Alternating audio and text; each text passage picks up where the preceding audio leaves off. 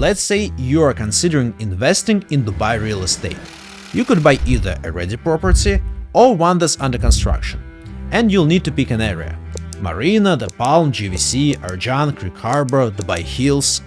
And to make it even more complex, also a developer: Emar, Damak, Ellington, Shoba, Danube, Azizi. There seem to be so many choices. You might have even seen those ads on social media from real estate gurus, each one promoting different projects and claiming you'll get rich by buying what they are selling.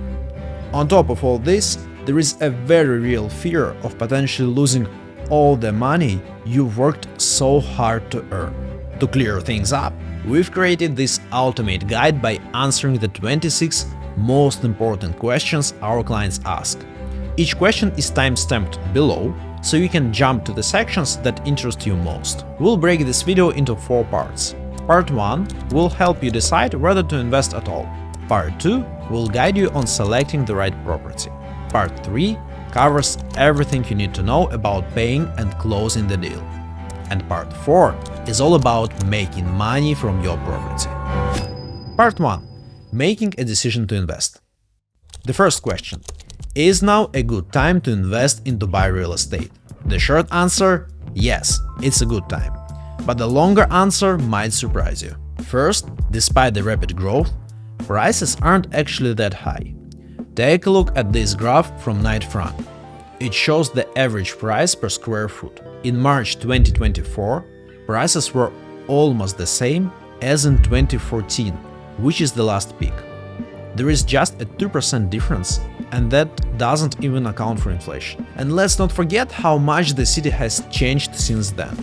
Dubai is way more livable now, offers great benefits for investors, and has improved its regulations significantly. Second, compared to other global cities, Dubai is still priced relatively low. On average, it takes about 15 years to pay back your investment from rental income here. In New York, it's 20 years. In London and Sydney, it's over 30 years. And in places like Zurich or Hong Kong, you should expect 40 years or more. The difference is even more striking in the prime segment. With $1 million, you can buy 980 square feet in Dubai's prime areas. Compare that to just 366 square feet in New York and 237 square feet in Hong Kong. Third, demand is still strong, and Dubai is well positioned to keep it that way. Surveys show the high willingness to buy here. For example, according to Knight Frank, 44% of global high net worth individuals are considering buying property in Dubai. For those worth $15 million or more, that number jumps to 78%. And Dubai continues to generate demand. Tourist numbers are at historic highs, expected to hit 19 million in 2024. It matters because people who've visited the UAE are much more likely to buy real estate here. It's like the top of the funnel keeps expanding. And also there is the growing resident population. Dubai aims to increase its population by 75% by 2040.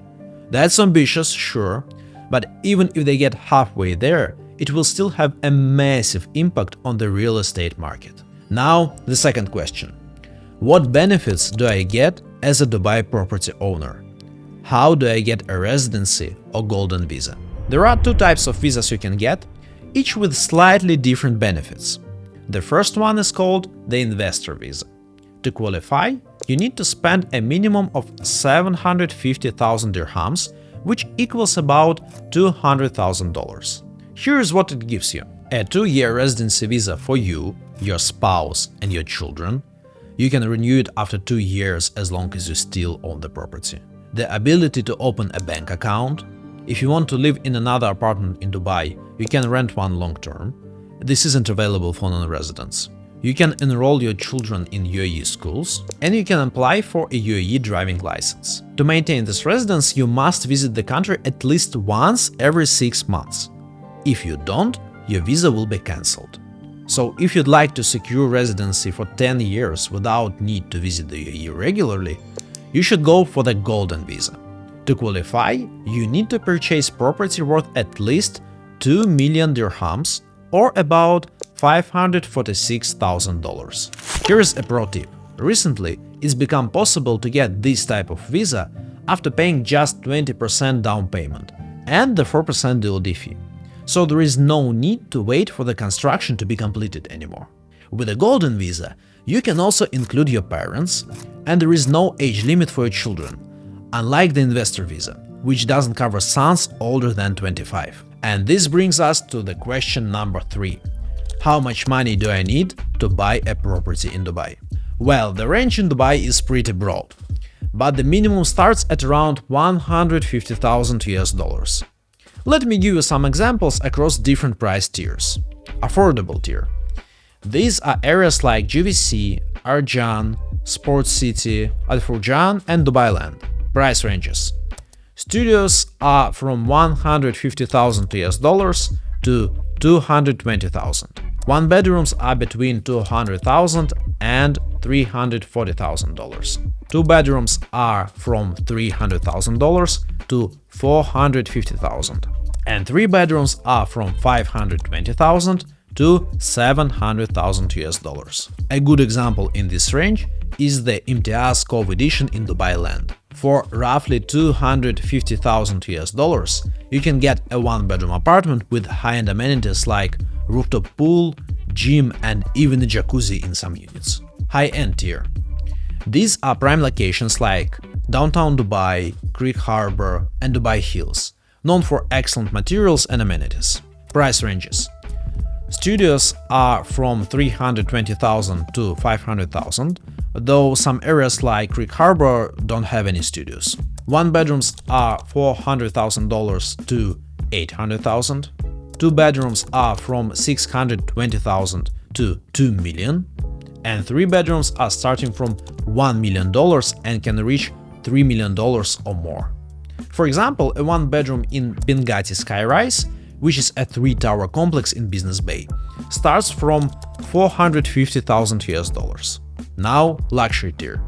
These are super high-end locations for the wealthy, like the Palm, Emirates Hills, Jumeirah Islands, and Blue Waters. Prices start at around $1 million US dollars. For example, a one-bedroom on Blue Waters runs between 1.5 and 1.8 million, while a two-bedroom is 2.5 to 3 million, and a three-bedroom can go up to 4 million. More exclusive properties like apartments in top luxury hotels are even pricier. A two-bedroom in Atlantis the Royal on the Palm with a sea view can cost $5 to $7 million.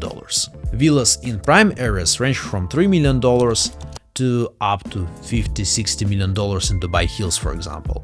Essentially, there is no upper limit, but buying property in Dubai doesn't always mean paying the full amount upfront. Developers often offer flexible payment plans, which I'll discuss later in this video. What are the property acquisition costs besides the price? It depends on whether you are buying from a developer, this type of deal is called off-plan, or purchasing a ready property on the secondary market. First, off-plan acquisition costs. Purchase price, 4% Dubai Land Department fee, and $1,500 US dollars administrative fees. Then, secondary market costs. Also purchase price, 4% Dubai Land Department fee, same as off-plan, 2% agency fee, trustee and legal fees, which are approximately $4,500 US dollars combined. So, for example, if you're acquiring a property priced at $500,000 US dollars, the total for an off-plan property would be $521,500 US dollars, and the total for a secondary market property would be $534,500. Next question. What would be my expenses after the purchase? Let's break it down. First, service charges. These are fees paid to the developer for property maintenance, including common areas like pools, gyms, and parking. They typically range between $3 to $6 per square foot per year. For example, a one-bedroom apartment may cost around $2,500 to $4,000 US dollars annually in service charges. A two-bedroom may be $3,000 to $5,000, and a three-bedroom $4,000 to $6,000 US dollars. Second, housing fees. If the property is not rented out, you'll pay a 5% fee based on the annual rental value as assessed by Dubai municipality. For example, if your property assessed rental value is $20,000 US dollars per year, you'd pay $1,000 in housing fees. But if you rent out the property with a 1-year contract or longer, tenants cover this fee. And third, if you do not rent out and live in the property yourself, you'll have standard utility bills like water, electricity, internet and gas. The next question was quite popular for some time. Can the property be taken from me? It's possible, but easily avoidable. The thing is, there are two main types of land and property ownership in UAE: leasehold and freehold. A leasehold means you're basically on a long-term lease. You can rent out the property and resell it, but after 99 years you have to give it back to the original owner. This kind of ownership is often significantly cheaper. The other type is freehold. You own the property completely and forever. No one can take it from you, and you can pass it on to your kids and grandkids. Currently, freehold dominates the market. Leasehold properties do exist in Dubai, but they're becoming much less common. Now let's discuss what every investor wants to know. How much money can I make, and what is Dubai's real estate ROI? Obviously, this varies a lot depending on the area, unit and time frame. So let me give you some average numbers and then an example of a successful area. Let's start with an average Dubai apartment's performance since 2016. I am choosing this period because it's long enough to include various macroeconomic fluctuations. The amount invested in such case, including 4% DLD fee, would be $364,000. Average price increase since then is 52%. Rental income over the years is $138,000. Service charges over the years are $39,000, and the total income would be $280,000. The total return on investment is 177%. This ROI is not discounted and doesn't take into account inflation, but this gives the good enough indication. And this number basically means that if you bought an average apartment in Dubai 8 years ago and sold it now, you would have paid back the initial investment and made 77% on top of that. Now consider a more recent investment. If you bought an apartment in 2021 and sold it in 2024, your ROI would be 159%. This is because Dubai experienced a period of rapid growth, with prices increasing by 50% over the past 3 years. And if we look at villas, the returns are even higher. If you purchased a villa in 2016, the ROI would be 198%. If you bought one in 2021, the ROI would be 185%. These are averages, of course, but some investors made particularly smart choices and outperformed the market. For example, those who invested in villas on Palm Jumeirah back in 2016. Let's take a look at this investment case. Amount invested, including 4% DLD fee, is $2.7 million. Average price increase is 210%. Rental income over the years is $1.4 million. Service charges over the years $95,000. Total income almost $6.8 million. Return on investment 351%. Even those who invested in Palm Jumeirah villas in 2021 achieved a return on investment of 256%. These are exceptionally high returns for such a short period of time. And of course, you shouldn't expect these numbers from just any random investment in Dubai. So the next question is, who will help me to make a great real estate investment? Forever Estates, of course.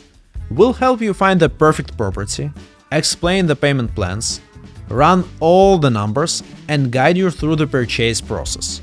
We handle everything end-to-end, and it's absolutely free. Just scan the QR code, click the link below the video, give us a call, or message us on WhatsApp. My team will be happy to consult you.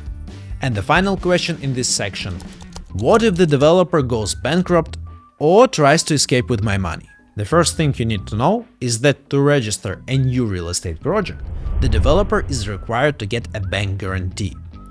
This ensures the performance of obligations. If the developer fails financially, the bank covers their obligations with its own money. Second, payments go through an escrow account. This means the developer doesn't have access to the money you've paid until they reach certain construction stages. Here's how it works. When a developer wants to build a new project, they must open an escrow account in a government-regulated bank, overseen by the Real Estate Regulation Authority. The developer then deposits 20% of the total construction cost into this escrow account. This proves they have the funds to start construction. After that, all buyer payments are made directly into the same escrow account, every single payment. The developer cannot access this money until specific construction milestones are achieved, so they cannot just take your money and disappear to some offshore haven. And this, I think, closes the first part. Let's get to the part 2, selecting the right property. First question, and it's maybe one of the most important ones. How do I know if the specific property is worth investing in? We have a detailed video on this, but in a nutshell, the process is the following. First, formulate your investment goal and make sure the evaluated property aligns with it. If your goal is securing savings, look for properties with high rent-to-price ratio.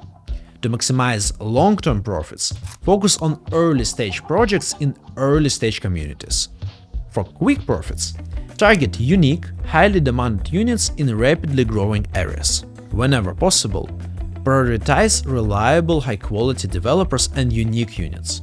Often it's not about the price, because Dubai offers high-quality options across all price segments. It's more about expertise and making rational choices.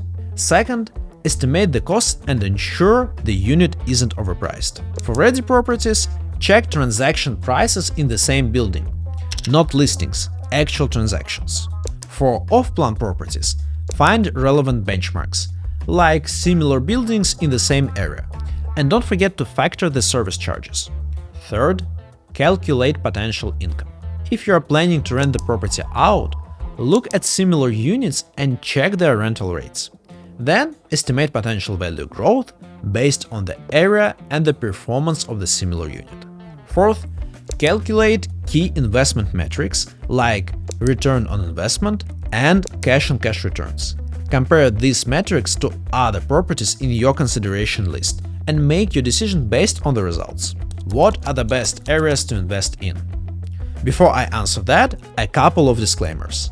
First, this answer changes over time as new areas emerge and older ones become fully developed. Second, our recommendations will vary depending on your personal circumstances and budget. So here is a kind of universal list. 2 areas that are great for renting out are GVC and Arjan. They have an excellent rent-to-price ratio of about 7% on average, and 9 to 10% in the best projects if invested in at the right moment. Also, they are growing in line with the market. For value appreciation, some existing but still rapidly developing areas like Greek Harbor and Dubai Hills. Greek Harbor will host the next record high building and the largest mall, meaning that its greatest days are still ahead. Dubai Hills, on the other hand, is uniquely green, which is an incredible asset in a desert urban city. And a couple of areas that are just starting development but promise to be exceptional are Oasis by Emaar and Dubai Islands. Oasis is targeting high net worth individuals with spacious villas and townhouses surrounded by greenery and situated near a lagoon. Dubai Islands is a beachfront community on artificial islands, just 15-20 minutes away from downtown, being developed by Nahil. That's the same company that built Palm Jumeirah, one of the most lucrative investments in Dubai's history. All the details, along with the numbers to back these points, can be found in this video. What are the best developers for investing? We have a separate video covering 10 developers we consider the best in Dubai, and some of them are still under the radar for most investors. But for now, let me share a few of the most well-known ones. First, Emaar, of course, the largest and most popular. Their projects are so in demand that they often sell out within hours. One of the great things about Emaar is that they develop closed master communities where no other developers are allowed to build. This lets them increase prices with new launches and drive growth across the entire area. Second, Nahil. They're responsible for creating huge areas that have significantly outperformed the market, like Palm Jumeirah. Villas on the Palm have tripled in value over 10 years and more than doubled in just the last 3 years. Third, Miraz, a premium developer behind some of the Dubai's most desirable communities, like Madinat Jumeirah, Bulgari and Blue Waters. Prices in Blue Waters, for example, have increased on average by 117% in 3 years, compared to 44% across the Dubai market as a whole.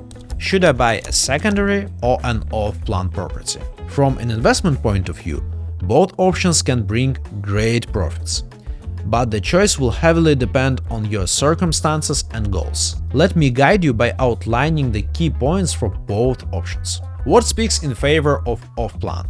If you are not a resident and don't have the full amount upfront, or prefer not to spend your entire budget right away, off-plan properties offer more flexible, interest-free payment plans. This is especially relevant for non-residents, since getting a mortgage is unlikely for them. I'll share more details on that later. Buying properties under construction allows you to make extra money because the building gains value during the construction period. It also lets you enter an emerging area at its earliest stage, with greater potential for appreciation over time. Off-plan purchases are also easier process-wise. You work directly with the developer, complete the transaction quickly, and don't even need to visit Dubai. Why a ready property might be a better option. If you need a place to live in Dubai immediately, waiting several years for construction isn't feasible. If you are a resident, you can get a mortgage.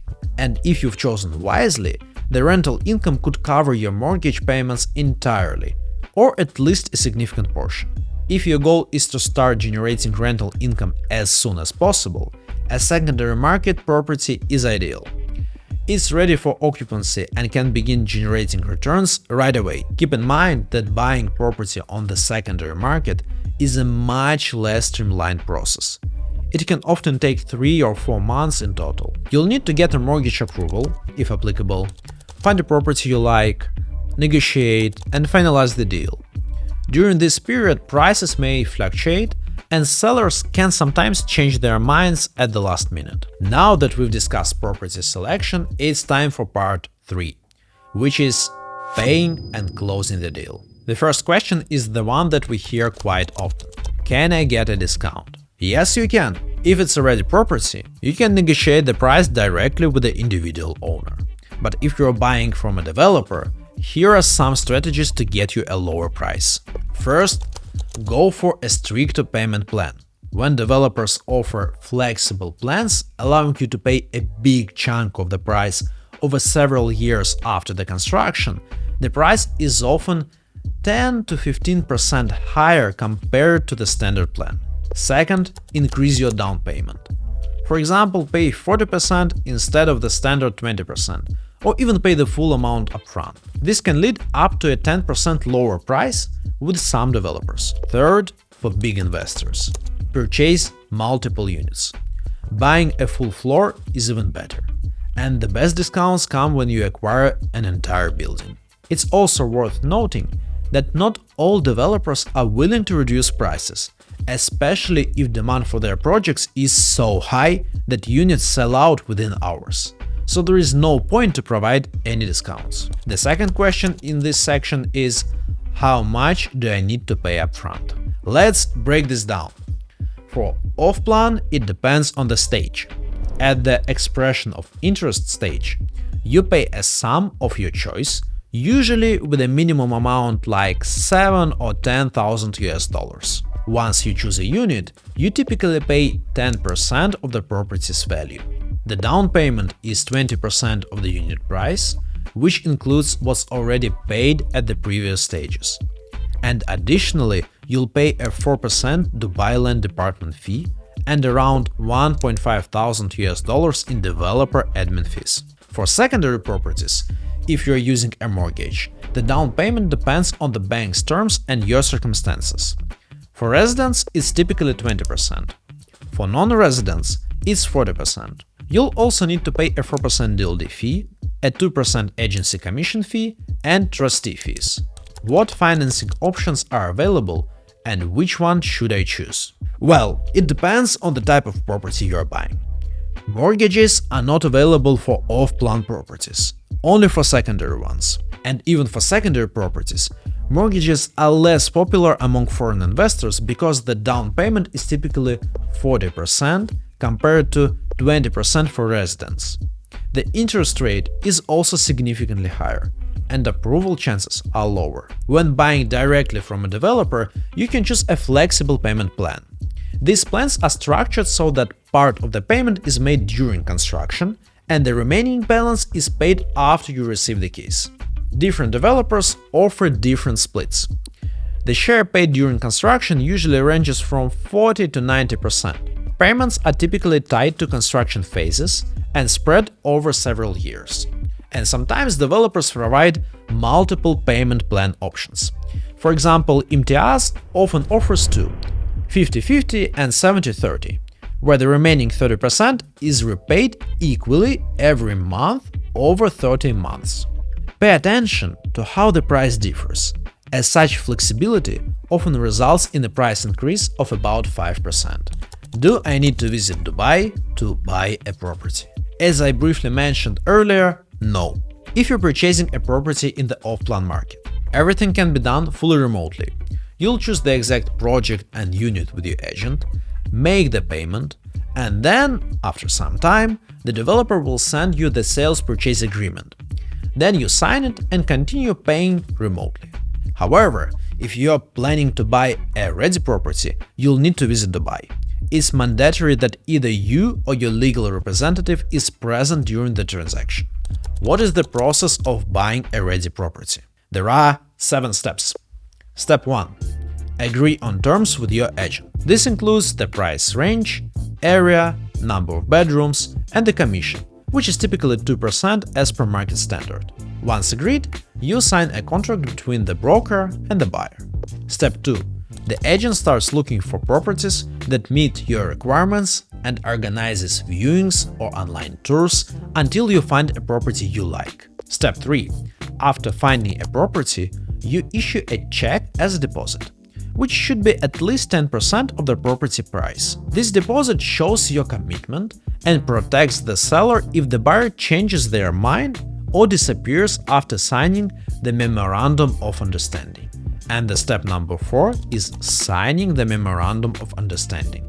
This is a standardized document from the Dubai Land Department that details the sale terms. Step 5. Hand over the deposit check. And step 6. Finalize the property transfer at trustee office. A trustee office in Dubai is an authorized third-party office that facilitates real estate transactions on behalf of the Dubai Land Department. They ensure the transfer process is correct, verify documents, and process the payment. The trustee office also collects the DLT transfer fees and other applicable fees. At this step, you or your representative must be present in Dubai. And the final step, step number 7, the Dubai Land Department issues the title deed in your name. The next question is the same, but about off-plan. What is the process of buying an off-plan property? I'll try to make it straightforward. Just 5 steps. First, submit an expression of interest. This step is optional and usually applies if the project is in the pre-launch phase. To express your interest, you make a fully refundable prepayment, typically starting at around $7,000. This gets you on the list of buyers, and those who pay earlier or contribute more get a priority and can choose available units first. Step 2. Book the apartment. This happens if the developer hasn't yet set up an escrow account. You'll pay 10% of the total price to reserve the apartment you've chosen. In return, you'll get a booking form containing details about the unit, including size, view, payment plan, and resale conditions. Step 3. Make the down payment. The down payment is usually 20% of the total price, with the 10% booking amount included. Around the same time, you'll also pay a 4% Dubai Land Department fee and small developer fees. Step 4. Sign the contract and pay the balance. The document you'll sign is called the Sales Purchase Agreement, or SPA. Developers can take up to 2 months to prepare it, and once signed, you'll start making payments according to the agreed schedule, which is typically tied to construction milestones. And the final step, handover.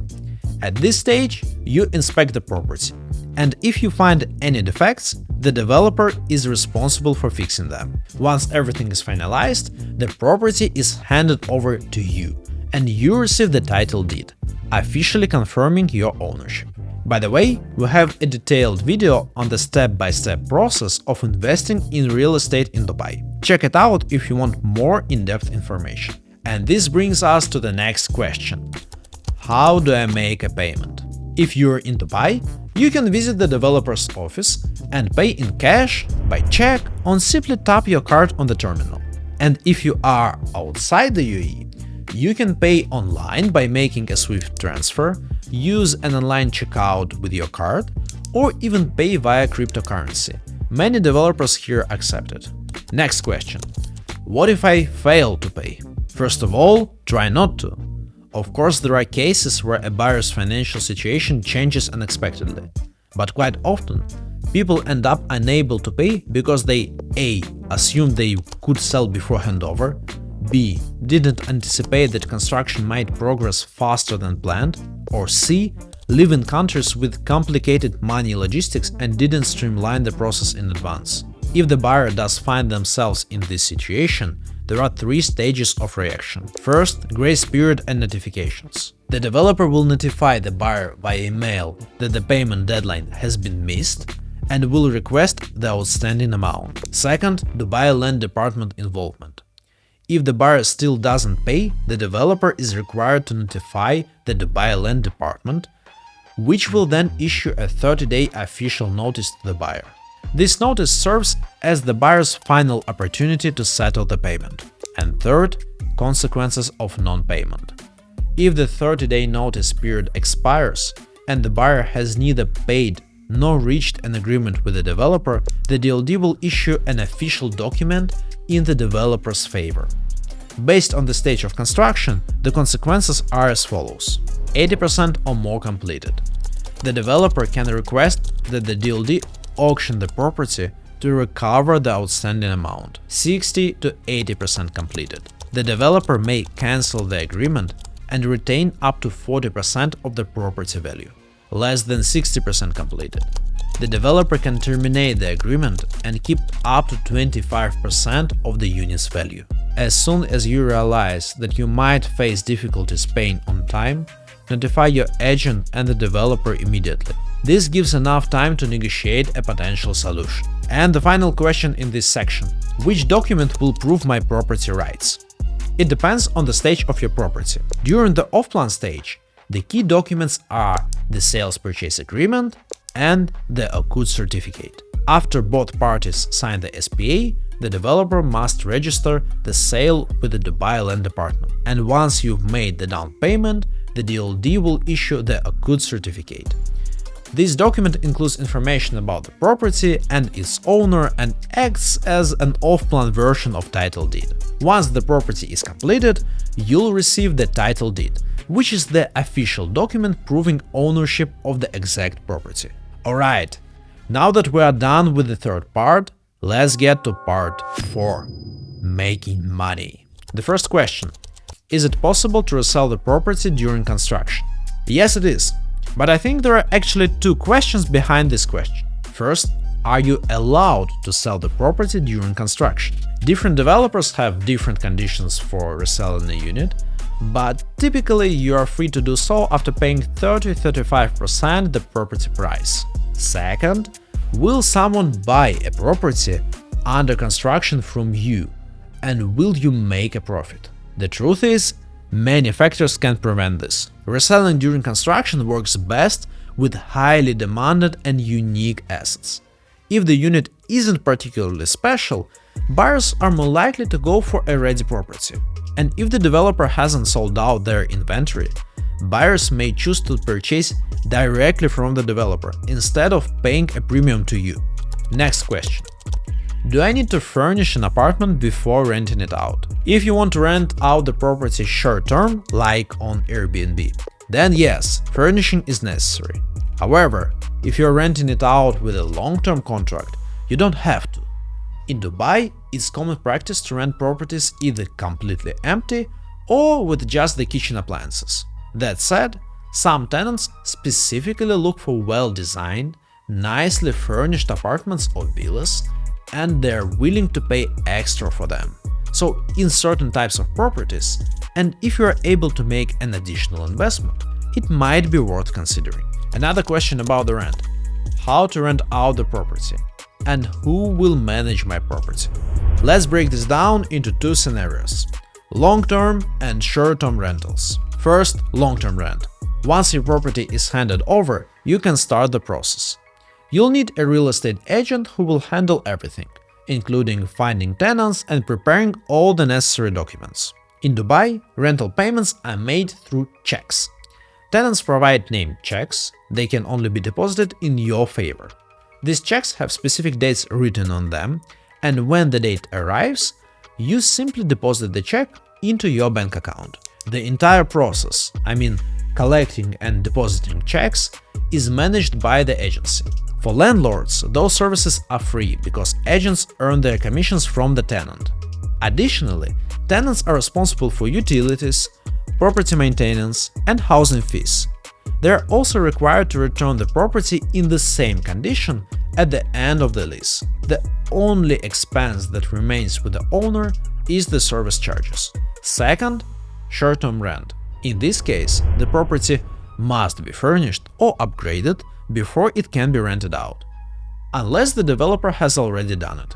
Alternatively, you can delegate this to a property management company, as they have the expertise and have done it hundreds of times. A property management company will also manage your listings on platforms like Airbnb and Property Finder, dynamically adjust pricing, address guest complaints, and organize cleaning services. This approach involves additional costs. Besides the service charges, you'll also pay utility bills, housing fees, and a management fee to the property management company. These management fees are typically around 20% of the rental income. Now, let's discuss the sale. What is the process to sell a property?